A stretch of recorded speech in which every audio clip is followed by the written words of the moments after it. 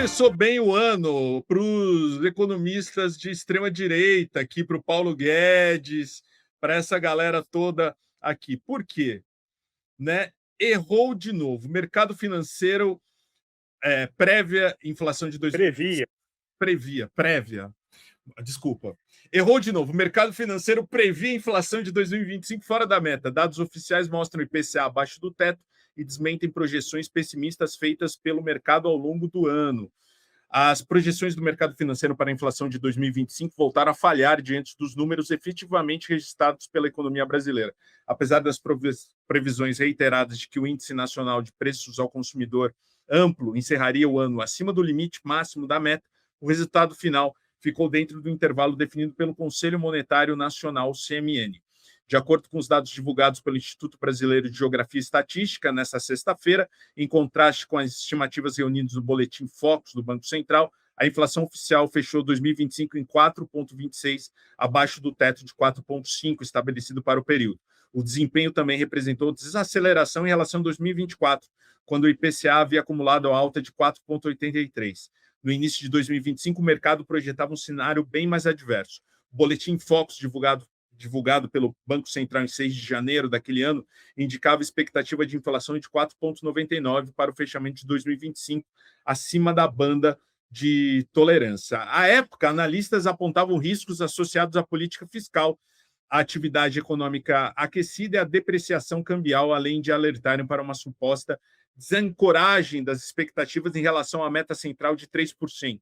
Os dados efetivos, no entanto, seguiram trajetórias distintas. Em dezembro de 2025, o IPCA registrou alta de 0,33, superior à variação de novembro, mas inferior à taxa observada em dezembro de 2024, que foi de 0,50. O erro de avaliação do mercado não se limitou à inflação. No câmbio, as projeções também mostraram distante da realidade. Segundo o mesmo Boletim Focus de janeiro de 2025, a expectativa era que o dólar encerrasse o ano cotado a R$ 6. O que se viu, porém, foi a moeda norte-americana fechando 2025 em torno de 5,50. O que vale sempre, André Campedelli e Calejão, trazer aquela grande previsão de Paulo Guedes, né, no que se tornaria o Brasil. Vamos ver aqui com o Primo Rico, né, o entrevistando. Mas você acha que se a gente continuar do jeito que a gente está, por exemplo, a gente pode correr o risco de virar uma Venezuela? Seguramente, para virar Argentina, 6 meses, para virar Venezuela, 1 ano e meio. Como assim? Caramba, eu vou preciso renovar o passaporte europeu. Nossa senhora, mano. Calejão, todo mundo decepcionado? Puta, coitado, o mercado, né? Pô, cara, os caras têm uma função na vida, né? Que é fazer previsão econômica. Eu não faço previsão econômica, eu não sou burro, né? Que é para a economia se ferrar. Mas eles se fazem isso, né? Falam que são bons nisso, né? E aí o que acontece? Eles erram todo ano, cara. Pô, cara, é impressionante assim que assim, se você errasse tanto na sua profissão que nem um economista de mercado erra previsão, cara, você já estava demitido na mesma hora. E não é um erro pequeno, pô, é erro gigantesco. Se a gente for pegar, cara, pô, errou muito, cara, de 5% para 4,20, cara, pô, é 0,8 pontos percentuais, cara. E a gente tá falando assim de números pequenos, então é muita coisa que você tem de erro, cara. É que assim, é torcida, né? O que eles fazem, na verdade, é torcida e o relatório Manipulação, Fox. É manipulação porque assim, é mais para dar recado, né? Eu acho que a inflação tá alta, tá? Então vocês têm que manter a Selic lá em cima. E vai acontecer a mesma coisa esse ano, porque, ó, já vou dar. Pode anotar no caderninho, você vai me cobre em abril depois. Tá. O que vai acontecer? A gente já tem inflação de alimentos que está começando a subir agora em dezembro, vai subir em janeiro, fevereiro e março, porque é uma coisa óbvia, tá calor pra cacete. Tá calor pra cacete, é difícil plantar tomate, é difícil plantar cebola, alface, fruta, o cacete a quatro. Vai ter aumento desses preços de alimento, vai ficar caro o ovo, porque as galinhas vão parar de botar o negócio e tal. botar o ovo e tal, vai aumentar. Daí o que o pessoal vai começar a falar? A inflação está começando a acelerar de novo, gente. É muito perigoso, porque isso daí a gente está vendo aí, e vão ficar falando dos alimentos, e não sei o que e tal. Ainda mais no começo de ano, tem reajuste de mensalidade escolar, tem reajuste de tarifa de ônibus, tem reajuste de tudo quanto é coisa. Daí, olha, a inflação tá alta. Daí eu já vou lá, nossa, cuidado, vai chegar a 5%, não vai fechar a meta, olha lá, o governo tá gastando muito, é ano eleitoral, o governo tá gastando pra cacete, não vai dar certo. E aí, a partir de abril, começa a cair a inflação, daí chega no final do ano, a inflação chega dentro do que estava se esperando, eu fico lá os caras com aquela cara de Pikachu surpreso. Oh, mas a inflação me surpreendeu, que nem aquele o Samuel Pessoa, que a gente viu outro dia lá, não sei o que, também, eu, o Bez, a gente viu lá, que ele ficou, olha, a inflação me surpreendeu, viu? Porra, eu não imaginava que ia ter essa merda, hein, cara? Pô, cara, é todo ano a mesma merda, cara. Eu estudo essa porra aí faz 10, 15 anos de Então, inflação, e todo ano essa mesma porra, e os caras não continuam, cara. então, André, mas e aí eu queria te perguntar, é uma pergunta sincera. Quando existe método, quando você faz algo de forma reiterada, com método, com deliberação, não me parece que isso caracterize um erro. Me parece que você tem um método para tentar avançar a sua própria agenda. Queria te ouvir a respeito disso, se a gente pode continuar considerando que eles erram, porque existe o objetivo claro de manipular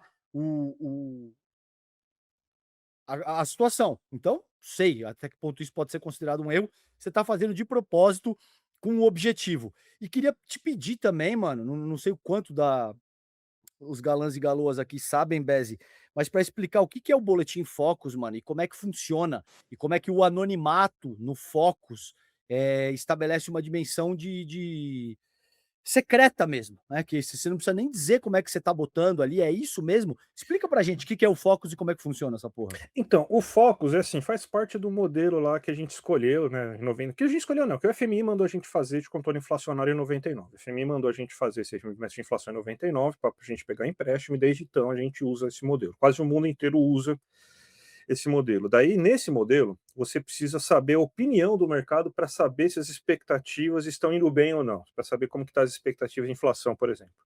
E a gente faz uma pesquisa. A gente faz uma pesquisa que qualquer um pode se inscrever. Aliás, é um grande problema isso, porque a gente devia ter, por exemplo, a sociedade civil, principalmente algumas entidades, deviam fazer alguma campanha um pouco mais pesada lá para poder entrar, porque qualquer um pode se inscrever. Hoje, depois, acho que a partir de 2016, 2017, antigamente era só o setor financeiro que podia fazer parte, né? Do relatório Focus. Hoje qualquer um pode se inscrever. Você ter um centro de estudo estruturado, você pode. Só que, se eu não me engano, das 200 e poucas instituições, só 7 não são no mercado financeiro. Então seria até legal lá uma campanha, por exemplo, para o pessoal que tem consultoria, cara, centro acadêmico, centro de pesquisa de universidade, tudo lá, se inscrever para fazer também, para combater um pouco com isso, tirar um pouco aquele negocinho lá. Porque hoje dá para você brincar com isso, seria bem interessante isso.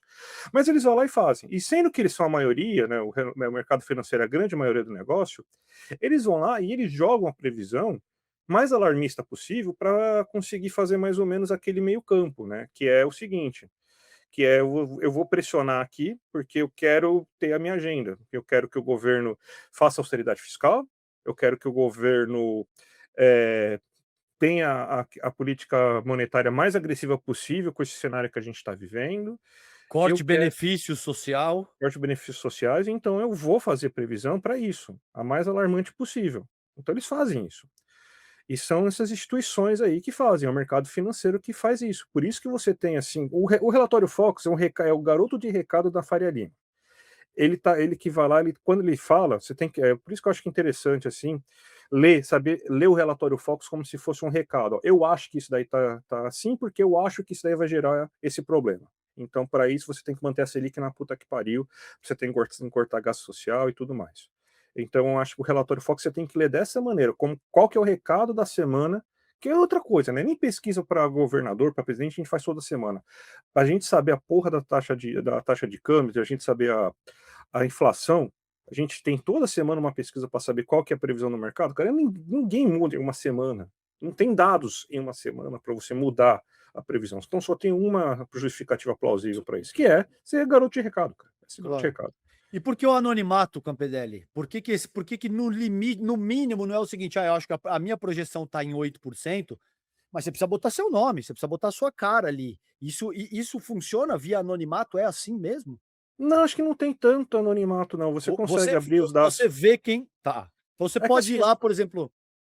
É que assim, você tem que abrir os dados, tal, bonitinho, tal, mas você vê aí, pelo menos dá para ver as medianas, dá para ver qual que é a base e o topo. Eu não sei se saem os nomes completos, mas sempre sai, por exemplo, os top 5 de quem mais acerta tal coisa, quem mais chega perto outra coisa. Outra coisa que é bizarra é que o relatório Fox premia também quem tem as previsões mais, vamos dizer assim, medianas, né? Então não é que o cara que acertou, ele também premia aquele que consegue ficar mais ou menos assim na média das previsões. Então, se o cara, muita gente busca ficar só na média da previsão, que é bizarro, né? Tipo, ele não quer Tá. acertar, ele quer acertar o que o outro tá falando. Porque o ICL uma vez pediu acesso a via lei de acesso à informação a um determinado ator, não sei se era banco, o que que era, que tinha botado a expectativa em 8%, no sentido de tentar manipular essa expectativa. E esse nome nunca veio. A gente nunca soube quem que era essa pessoa. Por isso que eu te perguntei essa questão do anonimato, não sei se é algo pontual, que nessa ocasião foi muito descarado, então houve ali uma operação apaga-incêndio, sabe assim? Pode ser isso também. Eu lembro que teve esse 8%, acho que eu estava ainda lá na época, lá eu lembro que foi Tava, muito é. escandaloso, lá foi bem escandaloso Isso. esses 8% e tal, e foi bem numa época de pressão muito forte do mercado ainda, o Galípolo entrando, né, Galípolo tendo que provar que era confiável, então só piorou a situação, então tem muito disso, tem muito disso. O Fox é isso, cara, o Fox é o garoto de recado da Faria Lima. André, e como é que você explica isso? Você falou que os próximos meses aí a gente deve ter uma inflação um pouco mais acelerada por conta do clima, né?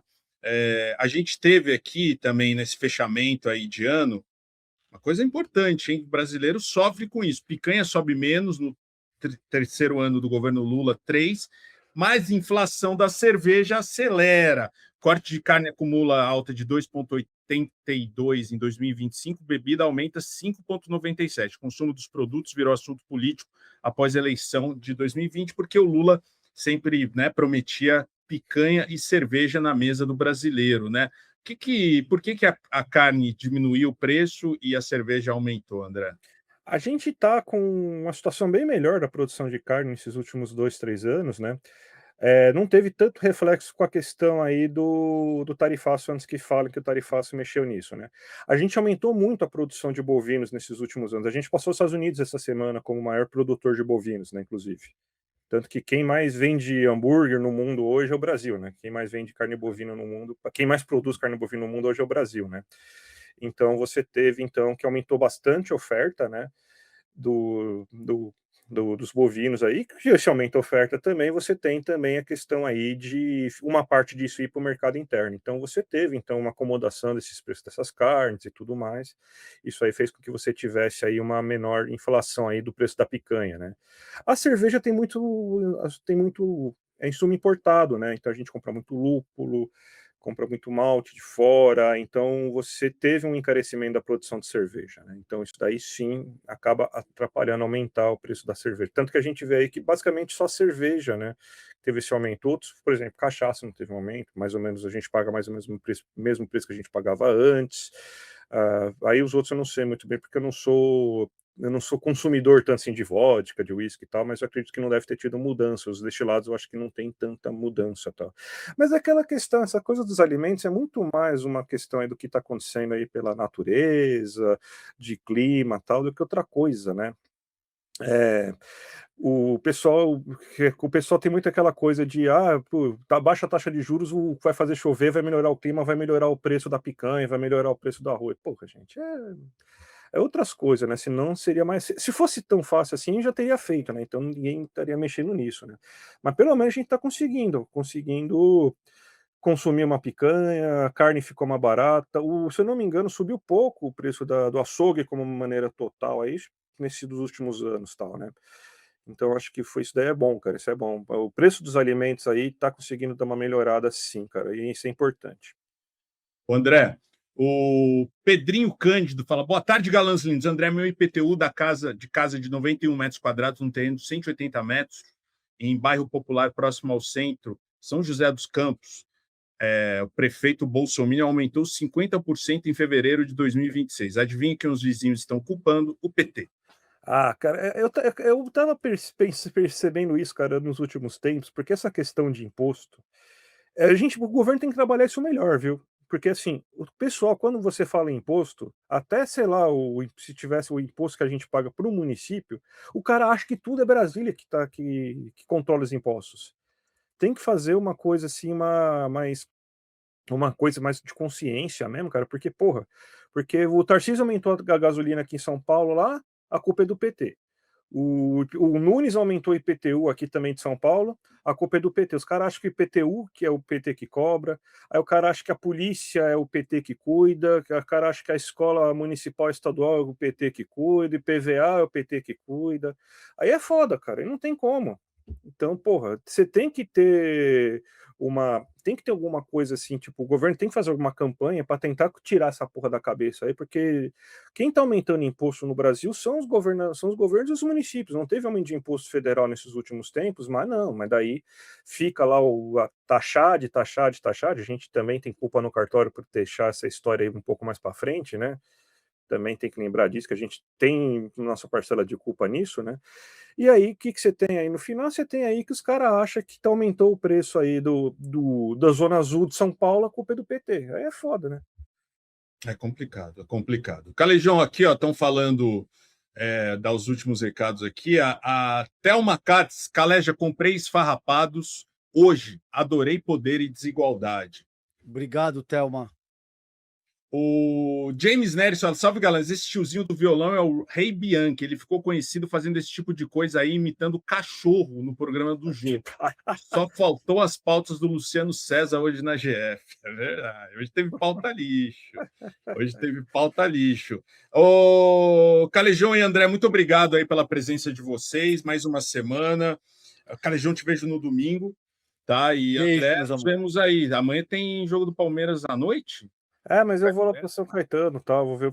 Daí a próxima vez que a gente marcar durante a semana, o senhor Marco Bessi, o senhor apareça. O senhor apareça, né? Eu não fui porque eu tinha bebido muito no almoço, cara. A gente foi no time e aí eu já. Depois fomos na trilha. Aí eu falei, meu, se eu beber mais, eu tô fudido, cara. Tem que Ficou parar. eu no Ninho Tadala e o nosso Nepo Baby lá esperando a presença do senhor e nada. Não, semana que vem é nós. Começa o Paulistão aí, quarta-feira é garantido. Beleza. Então vamos lá. Valeu, galera. Valeu, gente. Beijo Até pra mais aí. vocês. Valeu. Tchau, tchau. Galã, galoa, nanico, pífio do meu canal. De 0 a 10, quanto você avalia seu ano de 2025? E como está a sua saúde financeira? De 0 a 10, quanto você acredita que pode melhorar? Se você falou mais de 5, saiba que existe uma forma que a Graziele, que topou experimentar, fez em 7 dias. Depois de copiar e colar no novo sistema que o Clayson liberou, ela conseguiu fazer mais de R$ 1.200. Isso dentro de uma semana. A Gabi acumulou mais de R$ 700 na primeira semana. Olha, eu sei que você já deve ter ouvido um monte de promessas sem noção por aí na internet. Mas aqui não. Você vai fazer grana extra de verdade e construir uma renda através da internet. Você viu que não é para te deixar milionário, mas para te dar uma força com as contas básicas do mês. E pode ficar bem tranquilo, porque você não vai jogar tigrinho, não vai ser enganado, nem enganar ninguém para ganhar esse dinheiro extra. Talvez você não faça os mesmos resultados que a Graziele logo de cara.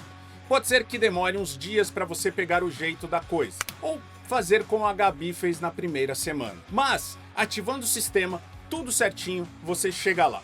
Só que para entender como funciona direito, tudo isso, você precisa assistir às 3 aulas gratuitas. Porque não é mágica, é trabalho mesmo, mas com total liberdade de horário e lugar. Se você acredita que essa oportunidade pode te ajudar a ter uma renda extra nas suas horas livres e que faça a diferença no final do mês, clica no link que está na descrição desse vídeo e fala comigo agora no WhatsApp. Lá eu vou te explicar tudo e mandar as 3 aulas do Clayson. E você pode decidir depois se vai usar o sistema ou não. Essas 3 aulas, como eu disse, são de graça e já te mostram uma forma real de renda extra.